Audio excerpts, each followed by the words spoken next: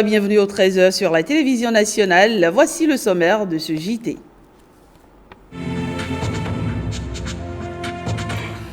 Drame de Tori-Avamé, 2 accusés mis ce matin sous mandat de dépôt. Il s'agit du propriétaire du site d'incinération des produits avariés et du directeur départemental de l'environnement Atlantique Littoral. Les explications en début d'édition. Ils disent non à l'insécurité. Eux, ce sont les Peuls de la commune de Basila. Désormais engagés aux côtés du gouvernement, ils entendent lutter efficacement contre ce phénomène. Et puis, marche de protestation de l'Union nationale des syndicats des travailleurs du Bénin. Elle s'oppose ainsi contre l'abrogation de la loi sur le RAMU. On suit dans ce JT l'appel de détresse pour barrer la voie à l'échec du RAMU. À nouveau, bonsoir. Moins d'un mois après le drame de Tori-Avamé, de nouvelles têtes tombent. Le propriétaire du site d'incinération de produits avariés et le directeur départemental de l'environnement de l'Atlantique Littoral sont gardés en détention. Ils ont été déposés très tôt ce matin à la prison civile de Ouida. Explication, Wenceslas Arouaimon et Robert Adé. Ce pick-up transporte des prisonniers spéciaux. Il est 1h48 ce mardi matin. La prison civile de Ouida reçoit 2 nouveaux locataires, le directeur départemental de l'environnement Atlantique Littoral et le propriétaire du site d'enfouissement et d'incinération de Tori-Avamé. Ce dernier est incarcéré pour homicide volontaire, blessure volontaire, installation et exploitation de sites d'incinération de produits avariés non autorisés. Leur audition a duré plus de 6 heures. Il sonnait 13h09 dans la journée du lundi lorsque Janvier Aizou, le propriétaire du site, à bord de ce même véhicule, fait son entrée au tribunal de première instance de 2e classe de Ouida. Un à un, les juges ont auditionné chef de village, chef d'arrondissement, agent de sécurité privée d'Avamé, le commissaire de police et le chef brigade de la gendarmerie de Tori, jadis relevés de leurs fonctions. Les faits remontent au 8 septembre dernier. L'incendie meurtrier du site d'incinération de Tori-Avamé a fait plus de 20 morts à la date d'aujourd'hui. Et puis l'UNSTB dit non à la privatisation du RAMU. Ils l'ont fait savoir, elle l'a fait savoir. Donc cette centrale syndicale l'a fait savoir à la faveur d'une marche de protestation qui a échoué à l'Assemblée nationale. Les détails dans cet élément. À la faveur de la rencontre que le chef de l'État a eue le 22 août 2016 avec les secrétaires généraux des confédérations et centrales syndicales du Bénin, le chef de l'État a annoncé sa ferme volonté d'abroger la loi sur le régime d'assurance maladie universelle. Pour justifier sa décision, le chef de l'État nous a fait savoir que le RAMU porte en lui-même les germes de son échec et souhaiterait la privatisation de sa gestion. La mise en place du RAMU n'est pas intervenue sans l'implication des institutions et notamment de l'ensemble des confédérations et centrales syndicales des travailleurs. Aujourd'hui, les velléités d'abrogation de la loi instituant le RAMU doivent être perçues comme une remise en cause systématique des acquis de haute lutte qui ont pour malheur d'avoir vu le jour sous le régime défunt du président Boni Yayi. La République du Togo est venue s'inspirer de notre modèle d'assurance maladie et a tout finalisé en moins de 2 ans et a même commencé la mise en œuvre depuis plus de 3 ans. L'UNSTB ne dénie pas au chef de l'État le droit de faire des aménagements dans les mécanismes de mise en œuvre de la loi, mais cela ne doit pas signifier la remise en cause systématique de celle-ci. Voilà, et puis l'autre actualité de ce 13h, il s'agit de cette passation de service à l'ORTB Parakou. Eh bien, la direction régionale change ainsi demain. Loukiat Dangouzato remplace Félix Aédégué. La passation de charge s'est déroulée dans les locaux de l'office à Parakou. Kadnel Kako et Sani Momoni Seibo. Une autre nouvelle pour la direction régionale de l'ORTB Parakou. Loukiat Dangouzato arbore ses habits de chef. Tout un symbole car c'est la première fois qu'une femme est promue à ce poste. Une arrivée qui coïncide avec bien de défis à relever. La réception du signal de Radio Parakou dans toute la partie septentrionale du pays, voire également la partie centrale. Il s'agira également aussi de penser au respect des droits des travailleurs. Quand le Centrab vous met au défi de faire en sorte que Radio Parakou rayonne de nouveau, c'est pour corriger l'injustice. Créé autour de cette radio par le projet de couverture intégrale du territoire national, initié à cause d'elle, mais dont elle est malheureusement devenue, malgré elle, le parent très pauvre. En 6 ans d'exercice, la station régionale a connu des progrès, mais il reste beaucoup à faire. J'avais souhaité mettre à la disposition de ce personnel un cadre de travail en public décent. Le problème de l'effectif dans tous les compartiments. La station TV de Parakou demeure une préoccupation pour nous. Avec au compteur une vingtaine d'années d'expérience au sein de l'office, la directrice entrante sait ce qui l'attend. Que chaque citoyen, association, parti politique, institution gouvernementale ou non, sache que nous paierons n'importe quel prix, que nous supporterons n'importe quel fardeau, que nous surmonterons n'importe quelle épreuve pour assurer la survie et la victoire de la liberté d'informer. Nous en faisons solennellement la promesse. À nos confrères dont nous partageons le sens de l'éthique et de la déontologie, nous promettons la loyauté confraternelle. Nous promettons que l'analogique n'a pas été abolie simplement pour être remplacée par un nouveau système d'émission qui oblige Radio Parakou à rester à la traîne du numérique. La tâche ne sera pas facile, j'en suis consciente. Je m'engage à être la directrice de tous en demeurant ouverte à l'écoute et à l'écoute pour toutes les propositions constructives qui militent effectivement au profit de l'épanouissement collectif. Une feuille de route qui épouse la vision de la direction générale. Personnellement, j'attends de vous de faire de la station de Parakou non pas seulement une station régionale, mais un pôle désenclavé, désinhibé. Je rêve de voir cette station ouvrir les ailes de toutes les manières possibles et prendre de la dimension. Parce que je ne pense pas qu'il soit souhaitable de confiner cette station dans un rôle simplement septentrional. Remise de cadeaux pour souhaiter une excellente retraite à Félix Ayédègué et signature de documents, l'ORTB Parakou prend un nouvel envol, passant les agents prêts à accompagner la nouvelle équipe. Et pendant que Lukiat Dangouzato prenait les rênes de l'ORTB Parakou, Sabin Loumedinon, lui, prenait officiellement, fonction à la direction de publication du quotidien de service public La Nation. Il succède ainsi à Edgar Sanvi Kwao Zoti. La passation de charge s'est déroulée dans les locaux de l'Office national d'imprimerie et de presse ONIP. Le reportage. Je suis consciente de la mission et je sais que c'est une mission déjà réussie. Ce sont là les premiers mots de Sabin Loumedinon. Entré en 1989 à l'ONIP, il a gravi de façon méthodique les échelons. Nommé le 20 juillet 2016 en Conseil des ministres, le tout nouveau directeur de publication, tout journaliste sportif qu'il est, se veut capitaine d'équipe. Le capitaine, c'est celui qui porte le brassard et qui est au cœur du jeu avec ses collaborateurs, avec ses coéquipiers. Chers collaborateurs, je serai là avec vous, dans la souffrance comme dans la joie. C'est une question de leadership et de management. Le nouveau directeur de publication souhaite faire entrer la nation dans l'ère du numérique. Il s'est gré à ses prédécesseurs, aux côtés de qui il a beaucoup appris. Et c'est à juste titre que Edgar Kwao Zoti lui a fait une dernière recommandation.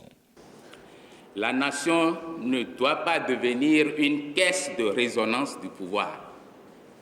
Le quotidien de service public ne doit pas être une tribune où copains et coquins étalent leurs élucubrations sans contradiction. Lisez tout et tout. Et les agents, à travers le secrétaire général de leur syndicat, de rappeler à leur nouveau directeur de publication que la responsabilité rime avec service, sacrifice et sacerdoce. Et sachez que la communauté internationale a célébré hier la journée mondiale de la contraception, une occasion pour sensibiliser les uns et les autres sur les bienfaits de la contraception et de la planification familiale. Quand un couple peut planifier ses naissances, il peut planifier sa vie. Eh bien, c'est le thème qui focalise l'attention cette année. Suivez le reportage que nous propose Aurélie Sauton. Plus qu'une question de choix, la contraception, l'un des volets importants de la planification familiale, se révèle comme un impératif pour le bonheur et l'épanouissement des couples. Ceci à travers des méthodes variées. Nous avons les implants, nous avons également les méthodes injectables, nous avons également les pilules, nous avons le dispositif intra-utérin. Nous avons également la méthode du collier, les spermicides et puis également les préservatifs. Ces méthodes permettent d'éviter la surprise désagréable des grossesses non désirées et d'avoir le nombre d'enfants voulus au moment voulu. C'est en cela que le thème choisi pour l'édition 2016 de la Journée mondiale de la contraception trouve son fondement. Quand un couple peut planifier ses naissances, il peut planifier sa vie. Parlant de dividende démographique, investir dans la planification familiale, c'est investir pour sa vie. Et il y a le respect de l'intervalle intergénésique, c'est-à-dire les 2 ans, la femme est à l'aise, elle se porte bien au plan santé. Les enfants aussi se portent bien parce que nous avons les moyens pour nous occuper de nos enfants. Au Bénin, plusieurs actions sont menées aussi bien par l'État que par les partenaires et les organismes privés engagés dans la sensibilisation. Nous avons organisé des sensibilisations grand public. Il nous arrive même d'offrir ces méthodes-là gratuitement lors des journées de contraception, par exemple, comme aujourd'hui, ou bien lorsque c'est la journée de la femme. Ces actions induisent un changement remarquable de comportement, mais il reste des poches de résistance alimentées pour la plupart des idées reçues. Quand on dit, par exemple, qu'une femme est sous injection, le Noristéra, qu'elle prend du poids, ça c'est lorsqu'il y a déjà une prédisposition que la femme, effectivement, peut prendre du poids. Nous avons des fois aussi comme effet secondaire que la femme puisse ne pas, quand elle est sous l'injection, n'ait pas les règles. Tout ça, c'est inhérent à l'utilisation de la méthode. Et tout ça, c'est des situations qu'on arrive à gérer quand la femme vient vers nous. Plus de 64% des femmes dans le monde vivant en couple et en âge de procréer utilisent des méthodes contraceptives. Seulement, la contraception, socle de l'égalité des sexes, ne peut être considérée comme une affaire de femmes. L'accompagnement et l'implication des hommes restent une question à résoudre. Et retenez que c'est en 1956 que la première pilule a été expérimentée dans le monde et depuis lors, avec les autres méthodes contraceptives, elles permettent de prévenir les grossesses non désirées. En dehors des couples qui les utilisent pour espacer les naissances, quelles relations entretiennent aujourd'hui les jeunes avec les produits contraceptifs? Élément de réponse dans ce reportage que nous proposent Angela Pédia et Igor Ayoso. Au Bénin, l'utilisation des méthodes contraceptives est inférieure à 7%. Pourtant, du préservatif à la pilule en passant par le stérilet, la médecine offre de nombreux produits pour éviter les grossesses non désirées. Non, je n'utilise pas encore la contraception parce que je pense que je suis encore jeune pour tout ça et que je n'ai pas encore eu mes premiers rapports sexuels. La notion de contraception, je ne maîtrise pas encore pour commencer par pratiquer une telle méthode. Là, moi, je vais vous décevoir, mais je n'utilise pas de méthode contraceptive. Pour moi, c'est l'abstinence, quoi. Je n'ai pas encore commencé. Pour d'autres, il y a longtemps que le choix du préservatif est fait. Oui, moi, j'utilise des préservatifs. Moi, je préfère la pilule. Certains jeunes cotonois évoquent des raisons religieuses et autres effets secondaires pour ne pas utiliser la pilule, les injections et autres implants. De toute façon, moi, je suis chrétien et donc... ça ne nous est pas demandé d'utiliser ça. Il est tout de même important pour les jeunes adolescents de faire un choix de méthodes contraceptives pour réduire le nombre de décès liés aux avortements clandestins enregistrés chaque année dans le monde. Également dans ce 13h, sachez que Comé fait partie des 21 communes qui doivent désormais bénéficier de la campagne de sensibilisation aux meilleures pratiques en microfinance. C'est une sensibilisation à l'endroit des clients des associations des services financiers ASF. Ceci pour éviter les impayés et assainir le secteur de la microfinance au Bénin. Le lancement officiel de cette campagne a eu lieu vendredi à l'arrondissement d'Aga-Togo en présence de Cyprien Lokossou et Évariste Zomarou de l'antenne régionale de l'ORTB Mono Koufo. Si la microfinance doit continuer de la façon dont elle se fait ces dernières années, le secteur risque de créer des scandales ou même de disparaître.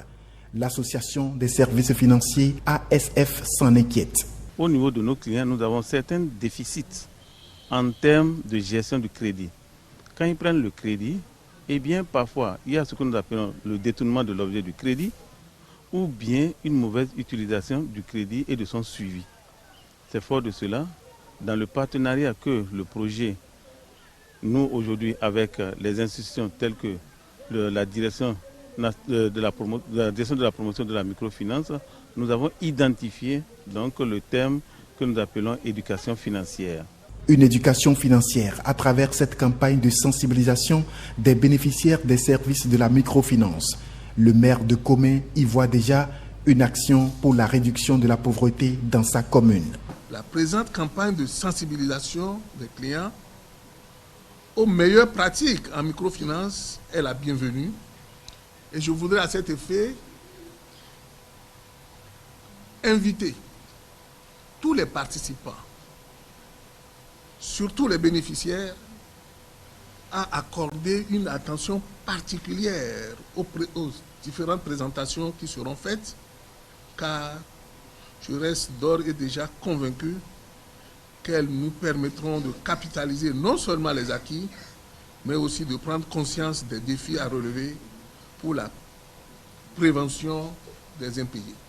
La microfinance se poursuit sous l'actuel gouvernement, mais avec de meilleures pratiques. Le gouvernement du Bénin, à travers mon département ministériel, s'engage dans l'éducation financière des clients par le biais de sensibilisation du grand public. L'objectif visé par cette sensibilisation, qui sera relayée par les médias du Bénin, est d'amener 80% des clients des ASF sensibilisés à adopter à l'avenir les meilleures pratiques en microfinance. Cette campagne de sensibilisation médiatisée des clients des associations des services financiers se déroule sur 3 semaines, à compter de ce vendredi 23 septembre. Et on parle maintenant de la fermeture de certains lycées techniques. Les responsables du ministère des enseignements secondaires, techniques et de la formation professionnelle donnent quelques explications au micro de Daniel Lada et Mesme Adisso. Ces lycées ont été fermés parce qu'il y a des lycées sans site, des lycées sans infrastructure, des lycées sans enseignants, des lycées sans matériel pédagogique. Imaginez un lycée agricole sans site. Ils vont faire les pratiques de production où? Des mesures d'accompagnement ont été prises pour amoindrir la douleur des parents et des apprenants. Par exemple, les apprenants des lycées techniques et professionnels suivants, lycée technique industriel de Tchaouro, lycée technique industriel de Tanguieta, lycée agricole de Tanguieta, lycée technique industriel de Savet, le lycée technique de Tessazoumé, le lycée technique de Savalou, le lycée technique de Sazoumé, eh bien, les apprenants de lycée vont s'inscrire dans les lycées techniques qui sont les plus proches de leur lieu de résidence. Et les enseignants seront redéployés justement en fonction du sérieux et de la disponibilité des infrastructures des lycées qui devraient désormais les accueillir. Je voudrais dire qu'il s'agit d'une mesure provisoire.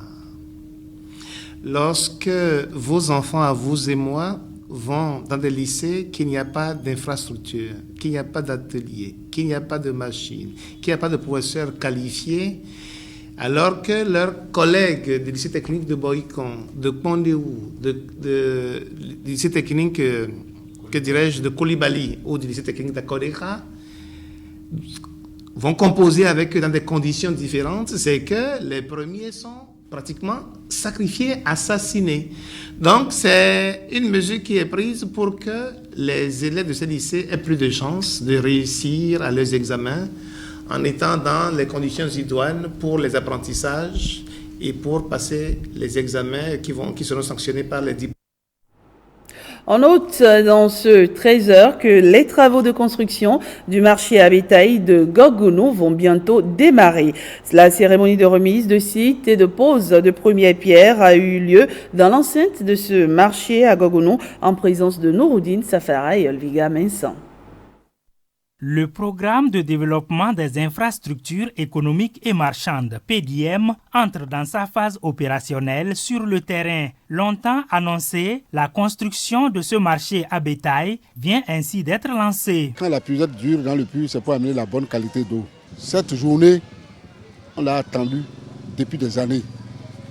Mais aujourd'hui, c'est chose faite. Et je crois que vous qui donnez à rien, nous qui recevons, nous ne devons pas pleurer. La première phase du projet de construction concerne 3 lots. Le premier lot concerne la réhabilitation du bâtiment administratif. Ensuite, il y a la construction des boutiques le long de la clôture là.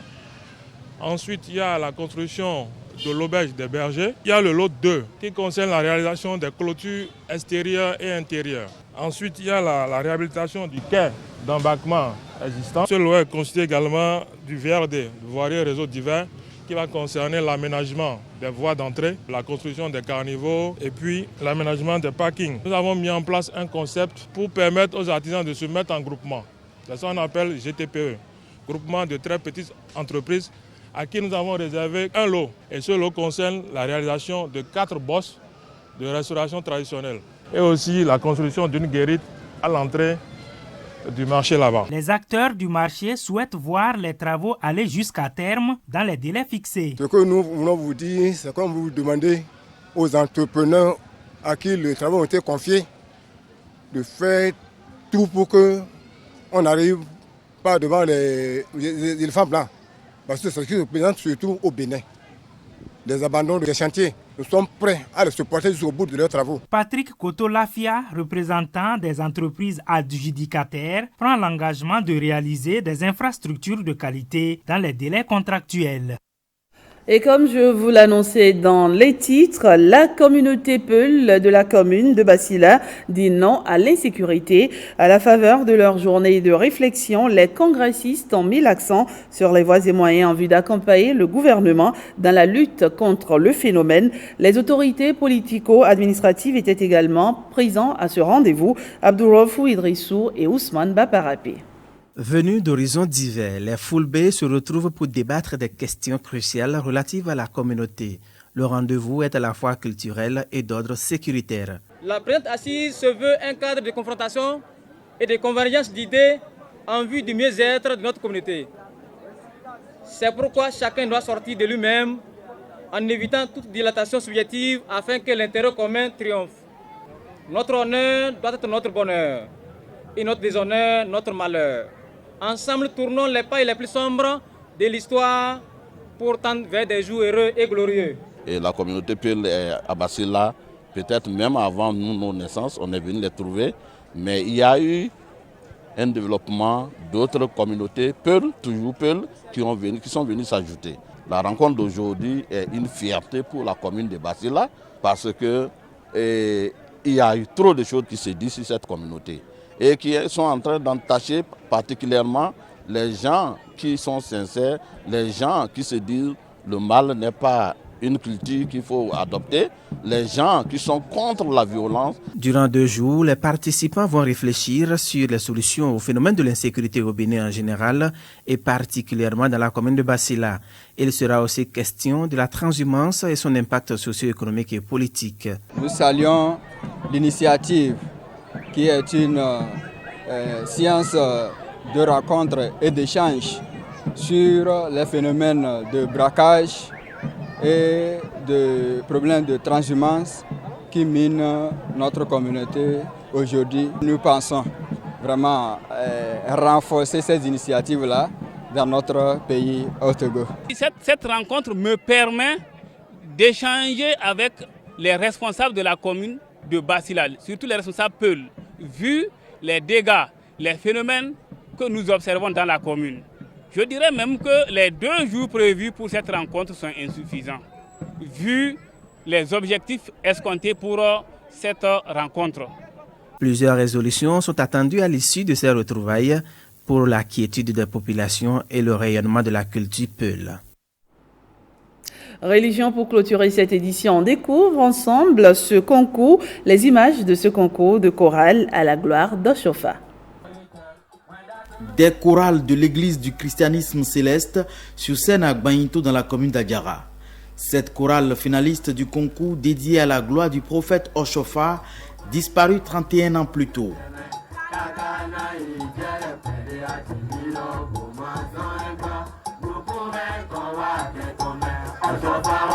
Un homme célèbre dont les œuvres ont eu des échos au-delà des frontières de son pays natal, le Bénin, dans les années 80. Des œuvres dont le souvenir semble s'éroder au fil des générations de chrétiens célestes.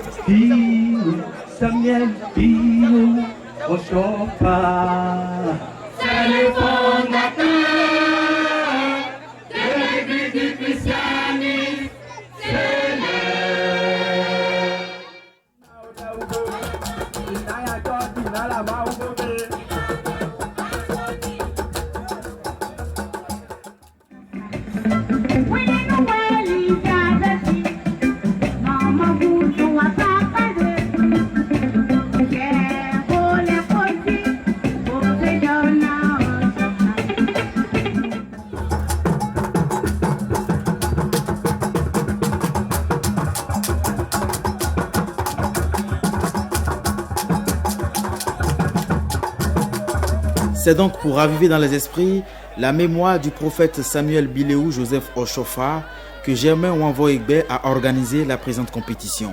Le concours est à sa première édition, mais son promoteur promet déjà de récidiver.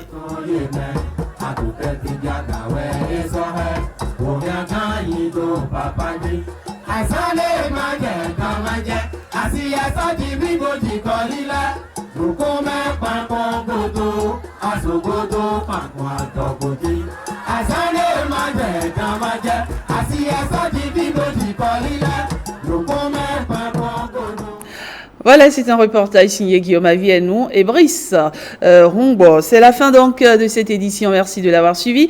Excellent après-midi à tous. Je vous retrouve demain.